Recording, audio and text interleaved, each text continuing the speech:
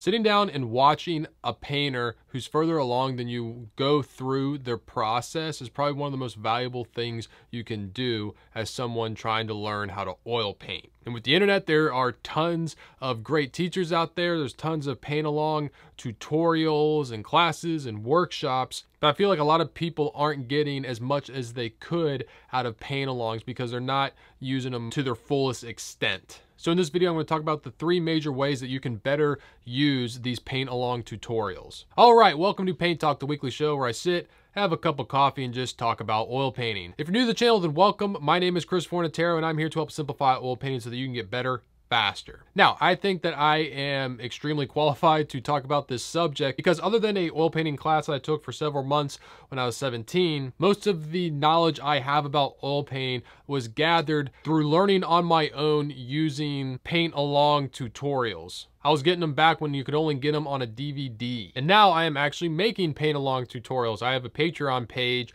where I post a new painting tutorial every week. The time-lapse painting you're watching right now is actually a full tutorial on my Patreon page. All right, so the first piece of advice when using paint along tutorials is don't just copy what the teacher is doing. Try to understand why they're doing it. Understand the big concepts. You don't want to just get stuck into copying mode and turn off your brain and not be thinking about the big picture. You know, why are they starting with the darks? Why are they blocking in big shapes? Why are they painting around something? Why are they painting over something? Understand their process as a whole. That way you better understand how to paint and you're not just trying to copy stroke for stroke what someone else is doing. When I first started getting these paint along tutorials, I actually would rarely paint along with the video. I was mainly interested in just understanding how they made a painting. That's what I think is most valuable about these paint alongs, is just really seeing the full process and the thought behind it and the methods. You know, a completed painting is a lot like a magic trick. Like you see a completed painting, you're like, wow, like how did somebody do that? And the great thing about these paint along tutorials is they can kind of demystify the process a little bit. You get to see how it works step by step. And it makes it less of a grand magic trick that you can't understand and more of something that you can digest and see yourself actually being able to do. Now, the problem I actually ran into with trying to understand the instructor's process was that I was watching multiple painters paint along tutorials. So as I was sitting there trying to figure out a process to paint, I was following a bunch of different processes. So I'd kind of learn something from this person and then I would move on to another person and they did it kind of differently and they built the painting in a different way. Like, oh, I guess I could do part of it this way and then part of it that way. And then I go to another person, oh, I like how they do this, but they do it this way, or they use these materials.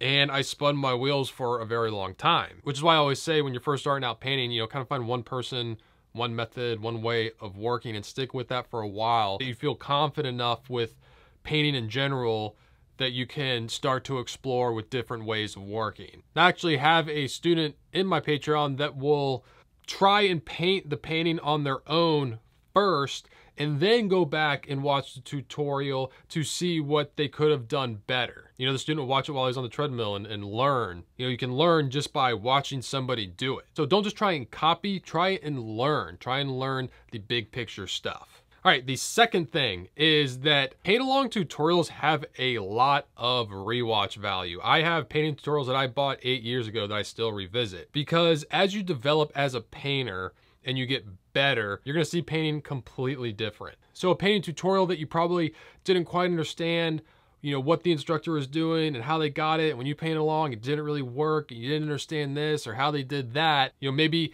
in a few months or a year, you've developed more skills. So when you revisit that tutorial, you actually understand it a lot more and you get a lot more out of it. So many times I go back to tutorials that I bought years ago and I'm like, oh, I understand why they're doing that now. This all makes complete sense and I'm actually learning a lot more now years later. This is like a big reason why I started my Patreon page, because I wanted to develop a large library of tutorials that people could revisit at any time. I got a little over 60 tutorials in it right now, I think, and I want to grow it to hundreds of tutorials. That way, if somebody, you know, is struggling in their own work with something, like, oh man, like I'm struggling painting mountains, you know, they can be like, oh, let me go and see, you know, how Chris handled a subject that had mountains in it. Like, what did he do? And they can watch it and hopefully make some things click and learn something and use like what they've learned, even if it's on something very specific, in their own work. All right, tip number 3 is trying to follow along with the color mixing aspect on a paint along tutorial is almost impossible. The thing is, a lot of painters, they get to a point with color mixing where they're so, you know, efficient with it that they're really mixing out of instinct. And it's very difficult to say step by step, like a recipe, what you're mixing together and why. You know, as somebody who's followed tutorials and has made tutorials, it's hard to say what you're mixing as you're mixing it while you're thinking it. And also it's hard to follow along, be like, oh wait, well, they say yellow ochre and how much that? And you also like can't really tell, like on a video, like how much paint of each color they're using. It's like, how much blue to use, how much yellow to get that green, this and that. It just makes it a lot easier, and I feel like you will get more out of the tutorials if you go in with a strong understanding of color, meaning you have like a strong foundation of color theory.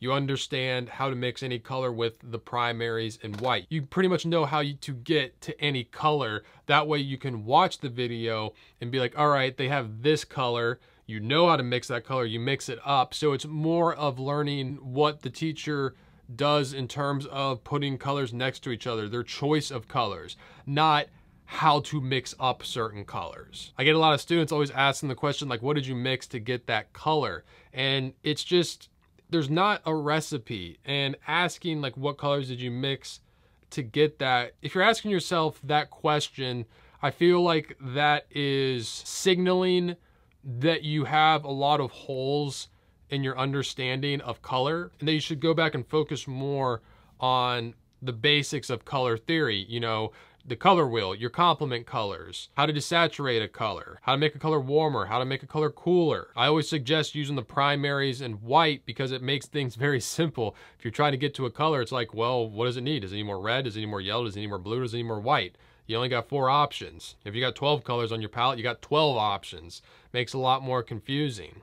It just simplifies it. And trust me, you'll get to a point where you'll get so good at color mixing that you won't even be thinking about it. You'll just subconsciously be going and mixing paint. You'll just be thinking, oh, this needs more blue, or this needs more red, this needs more yellow. And you'll naturally just be doing it, and you'll develop a good sense for color. If you struggle with that, if you've never been taught that, I have the color mixing video from my course for free in the description below. It's a short video where I explain how I mix any color using the primaries and white. It'll give you a good solid foundation of color. Hey, you made it all the way to the end of the video. That must mean you really like it. In that case, I recommend hitting that subscribe button. Also, you'll probably like this video too. Now, if you're like, hey Chris, like I want to get good at oil painting right now, I just want to dive on in, then I highly recommend my Foundations of Oil Painting course. I'll put a link in the description below where you can get that. I'm Chris Fornatero here telling you to go get painting.